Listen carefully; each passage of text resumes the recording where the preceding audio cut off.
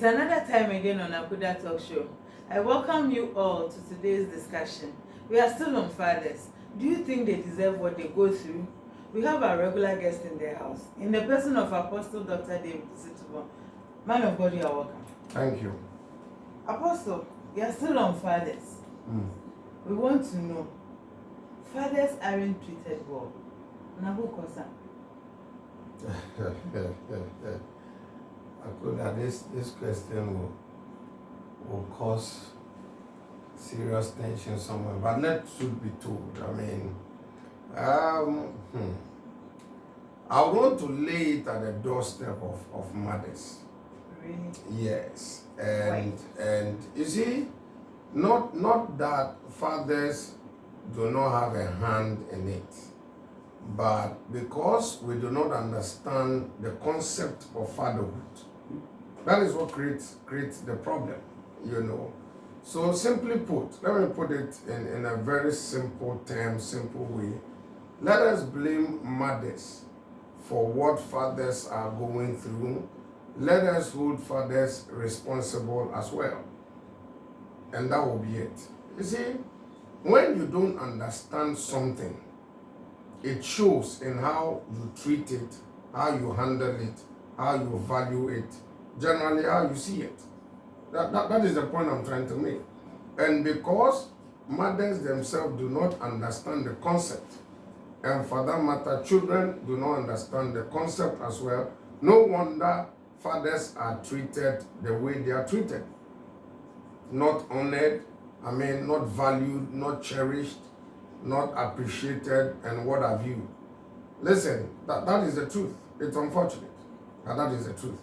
If we understand, Bible says, for lack of knowledge, you see, it doesn't mean it's not there. But because we don't know, people do not know, so they don't react and handle the thing as it ought to be. That is it. If only we know. Therefore, when you pose such questions, we try to bring the understanding to bear so that all and sundry will get to know that this is what it is. Fatherhood is a serious ball game, and this is how you handle it. You treat it in this way and in this manner. Now, the reason why I'm saying so is that there is that notion, we all know, I know you'll be posting them anyway, that but fathers could be blamed, fathers should be blamed if they did it right, if they did it this, if they... You're going to say that. I'm ready for you if you bring it on. But you see, when you understand it, then you're careful where you tread. But whose responsibility is it to teach, to make the mother, the father understand the concept? Parents must do that, number one. They don't know it themselves. That is where the problem is. I just made allusion to that mothers do not know it. You see, when Bible said, train up a child, 22:6, I think, the book of Proverbs, that train up a child in the way he should go. When he grows, he wouldn't depart from it.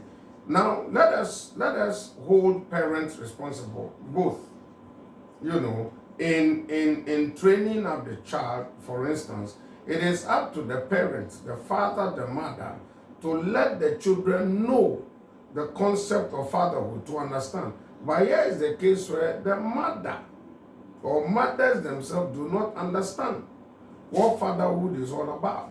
Now, fathers are fathers. They know they are fathers. But as to how you treat them, as to how you treat us as fathers, is dependent on your knowledge and your understanding. So if you don't know it, then you were not trained, you didn't get it. You see, fathers, fathers are leaders and they are examples. They are leading you, they are examples, taking you to a particular destination. Very important. Now, they are so determined to get there, so they will do all it takes. I get that. So there's a destination, like I enumerated, there's a destination ultimately. And then you also have the fact that he must be determined. So that determination drives the father on. that determination. Now, in the course of it all, in the journey, there could be issues, situations, circumstances here and there. Now, it is up to the father to do communication, very important. Now, the communication come. Maybe sometimes we don't get the communications right.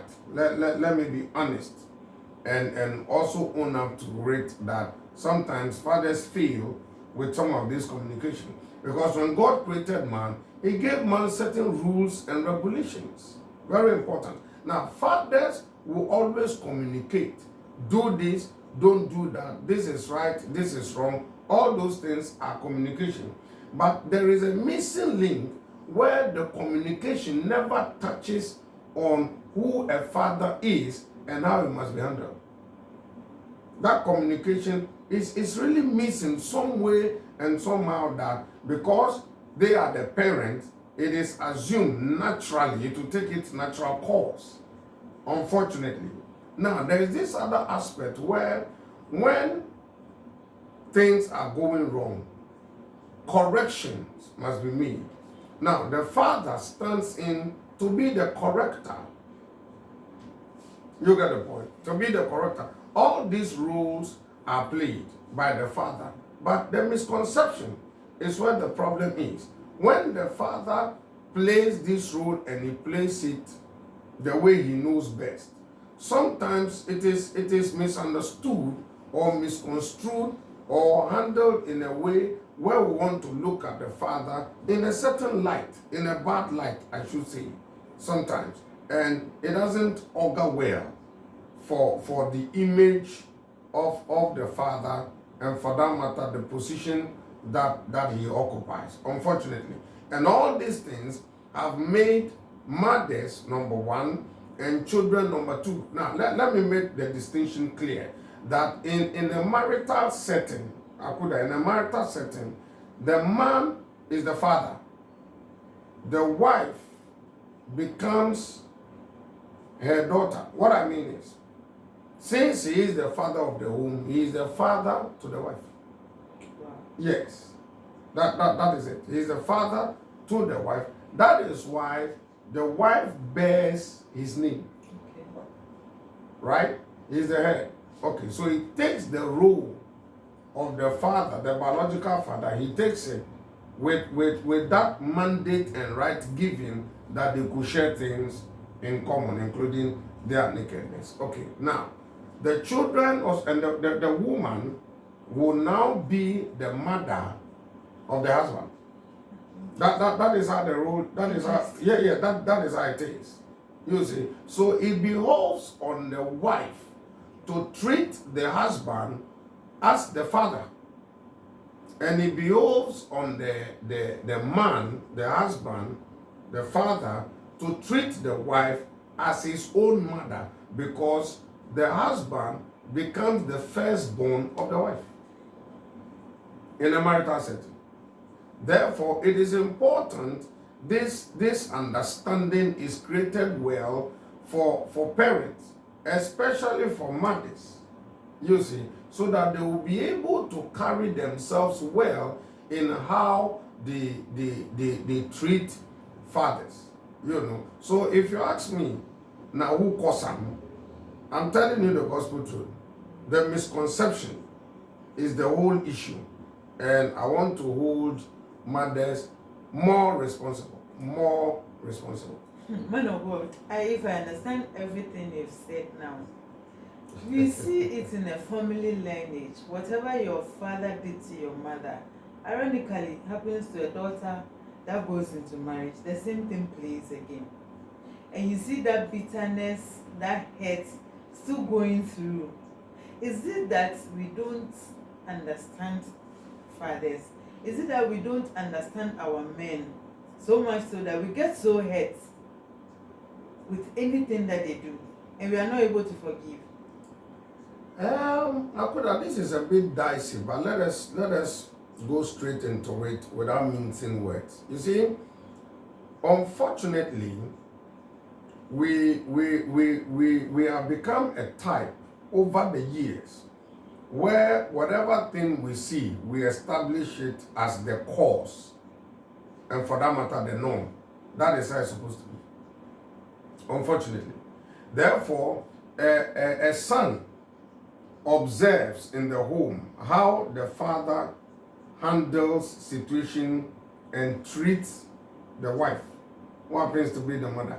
Now, as he grows, in his subconscious, which begins to play in the conscious, this is how it's supposed to be. Therefore, he grows and he functions in the same way like father, like son, because, mind you, I said that it's a journey. The father is leading, he is an example, he is the communicator, and he is determined to take you there. So whatever thing you see your dad doing, you being a man, you tend to do the same thing.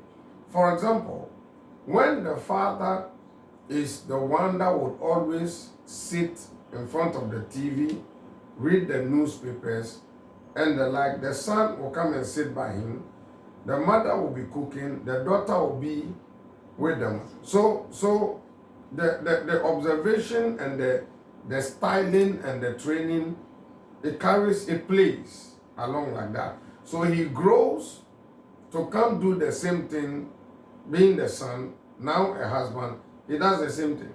So whatever thing he sees the father doing, or he observes the father doing, and you see, it is not just one day, it's for years.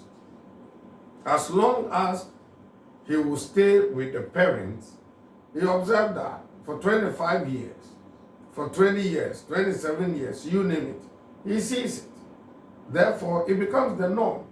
When he grows, he will practice the same thing. Now, for the daughters, it's the same thing.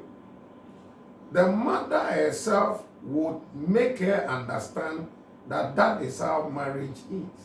Yes. That is how relationship is. Therefore, you need to be quiet, you need to be calm, you need to be this. And she sees that psychologically, she prepares herself for that. Now, when it begins to play itself, she's used to it. She's seen it before, and then she would have to look at how her mom handled it. She would want to handle it in the same way. Except a few who will not toe that line for all kinds of reasons. You see, it's unfortunate, and that is what happens. It's not the best, but that is the truth. When we talk about fatherhood, what is the place of a father in a home? The place of a father in a home is very simple and straightforward. He is the head. He is the leader. He is the example. A whole lot of issues are there to want to consider, but he is the head. He is the leader. He is the example. He is the one. In short, he is the source. Okay? He is the protector. He is the provider. He is the giver. He is almost everything to the family in the home. Therefore, understanding his role and his responsibility, it calls for you to give him the utmost respect and honor that he deserves. It's not easy being a man. It's not easy being a father. Because men are not emotional. Men are rational. So a lot of stuffs are in the head, in the heart. We keep it. And we don't want to share. We want to, you see, we need to solve the problem. Men do not complain about the problem. They solve the problem. Women will complain because they're emotional. They will complain. They will voice it out. They will cry, and all stuff. Men will be quiet. They may be silent, but lots of things are going on in the mind. Providing for the home, caring for the home, and the rest. When a woman loses her job, she'll easily come home. She knows she can fall on the man, and it is the man's responsibility. She's a lot calmer.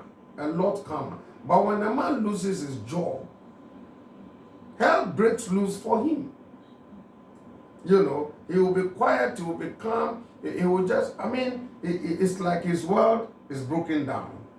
That is it. Because of his position and his responsibility, Therefore, every responsibility, let's not forget, also has rights. So the right of a father in a home must be secure, because he is the source, he is the head, he is the example, he is the leader, he shows the way, he is responsible, he must protect, he must provide, you name it.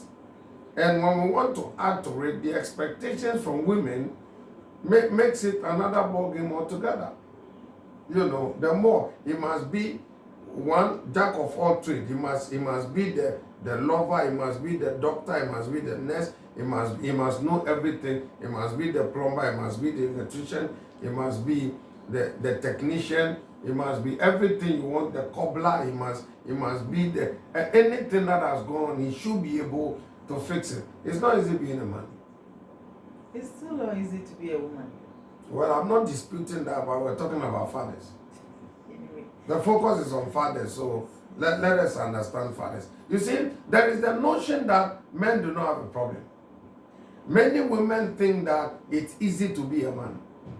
Yeah, that is what we see. No, but that is very erroneous, unfortunately. No, but they don't share their problems like you're saying. So if you don't share your problem, how do we know? Rational people do not talk anyhow. Don't you think that is working against them? No, but that when you are rational, you think through things. You don't easily spew things out like emotions. But we're talking about communication here. Fine. Yes, so why won't you communicate whatever the problem is? They communicate it. Really? Silence speaks. Don't you think sometimes because of their hidden behaviors, that's why they are not able to communicate? Which one is a hidden behavior? Apostle, you know now. No, I don't know. Apostle, you know. No, I don't know. Apostle, you know. I don't. What do women always accuse men of? I don't know. Womanizing. Well, hello. You see, these are the challenges. We are not talking with men. Yes, Apostle, assuming a father in a home shirks his responsibility wait, because of womanizing. Wait. Well, how would he come back and tell the wife, my side chick has duped me, has done this to me, that is why my business has collapsed? How would he be able to communicate that? I know you want us to quickly get into so that you can bash. I'm not bashing. No, wait. I just want the education. We want to educate, so that we understand the concept, so that we imbibe it well and we practice it. You see, because these two things we do against fathers is seriously detrimental. You see, you don't disobey and you don't dishonor a father. The part which is even dangerous the more is when you dishonor a father. It's serious. These two things are things that one would have to critically look at it. All right. So we want to create an understanding where every individual will come to terms and understand that, listen, a father occupies a position which is honorable. Now you look at it from the angle of the position, not just the individual who could mess up. Now I said that we are like God. We are in his stead. So our title, father, is borrowed. All right? It is borrowed. Therefore, we acting as God, we are in his stead. But in our case, also in a fallen state. So there's no way we could or we may get it right, as it were. We try. We do our possible best. But sometimes we may get it wrong, as human as we are. But that does not negate the fact that he is a father who is honorable and who must be treated accordingly. That point I want us to create so that we can give that understanding its proper place and then run with it in our daily lives. Because it is easy for one to give excuse and say that because of this I did that. Scripture doesn't allow excuses. Scripture doesn't. You see, a child shouldn't give himself an excuse to disobey or dishonor, as it were. Now, disobedience is relative, but dishonoring is a different ballgame altogether. Because when a father tells you to go do a wrong thing, knowing it is wrong, the tendency to disobey is very high. So one can understand that. But when it comes to dishonoring, maybe we'll have another time where we're going to look into details, some of these things that I'm making mention of now. Now I'm saying them in passing. You get that? So we want to separate the individual from the position it truly occupies. You need to look at the position and use it to honor, use it to treat the individual that occupies it. Very important. What I'm saying is that the father, the man, that individual occupies a position. He is in the stead of God. Look at the position he occupies and use it to treat him. Don't look at the individual and then negate his position by means of his erroneous actions, as it were, which you really want to enter. We'll have time for it.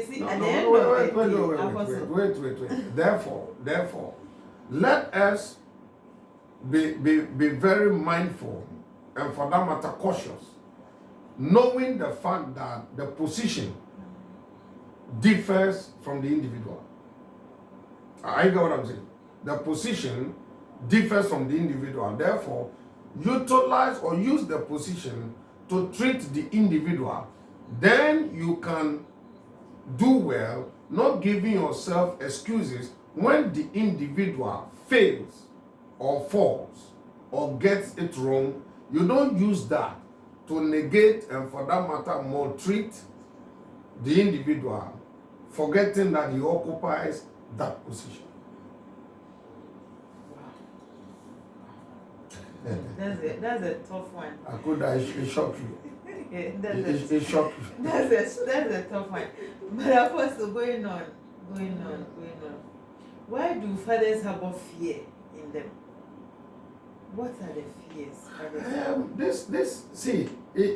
It could be relative. It could be relative, but if what you're saying is anything to go by, fathers could harbor fear because we fear to fail. Everybody, don't the woman also fear to fail? When a woman is failing, she is understood and accepted. Why not fathers too? Because women do not occupy the position fathers occupy. We still don't get it. I think my viewers will also not get it. You do not want to get it. You see, these are some of the things. You don't want to get it because you think it's a different ballgame altogether.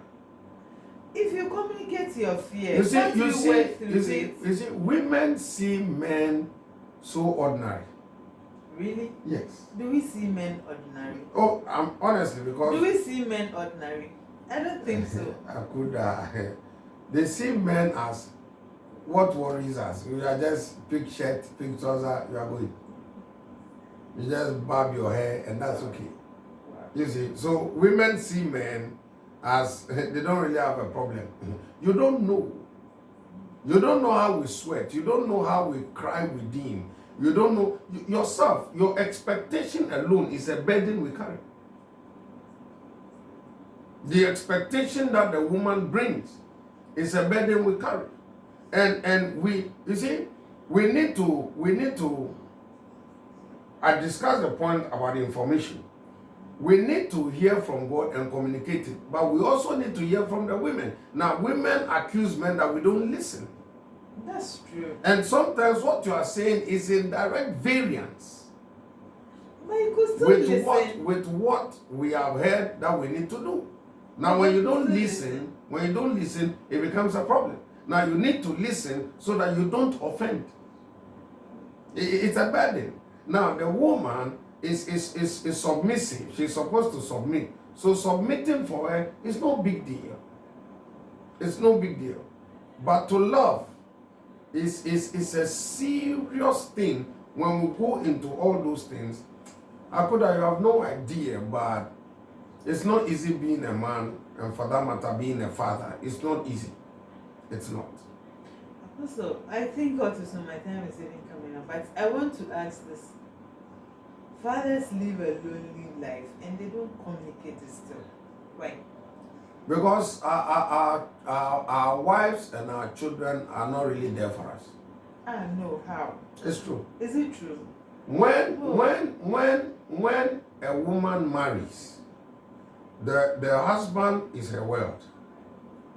But when she begins to give birth, the children take her world. But that is our children. Yes, but Yes. then she surrounds herself with the children. All concentration is the children. The father is left out of the picture. I am telling you this, and that is the truth. See, Akuda, if you want us to go into it, not this show, not now. Let us find time and we'll discuss it. I know this fatherhood thing will go a long way. We are not done yet, but Apostle, why can't you voice out your fear? Why should we voice out our fear? To who? The two shall become one, like the Bible says. You don't even understand what we are going through. Akuda, please Make don't us go there. understand. When we speak our fear, sometimes you use that to intimidate us that you are not man enough. Really? That's why we don't communicate it, because you may not even understand. Yes. That fear of failure, that fear of being misunderstood, that fear of being misconstrued will make us not to talk at all. We'll rather be quiet because you wouldn't understand. You wouldn't appreciate. Therefore, we'll choose to keep quiet. Would you choose to keep quiet? I don't think so. There's a whole lot. I think there's a mirage in this father's thing. Oh, well, as the man of God has said, we will still be here next week to continue anyway. Because I really want to get to the end of this thing, so that at least we could help fathers out there. We could help the children and the mothers too. Until we come your way again next week. I am Akuda. Let's get talking.